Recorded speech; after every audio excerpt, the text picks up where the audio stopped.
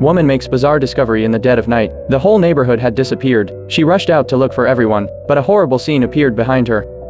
The neighbors all came to the woman's feet, then they disappeared in a puddle of black pus. At first Daisy thought she was mistaken and kept looking, but when she stepped into a pool of water, the house around her shrunk. It was as if she herself was a giant of the world. In the midst of Daisy's fear, the sound of a car roaring above her head. Luckily, it was only a dream, but this strange phenomenon had happened more than once. Just a few days ago, Daisy entered her husband's studio. She found a model of the town. There were even characters in the model. Even its buildings were identical to her own town. At first Daisy thought it was her husband's hobby. She was just going to look around and go to bed, but when her eyes followed the model to the metal box in the distance, she felt something strange. What kind of item would need to be stored in such a way?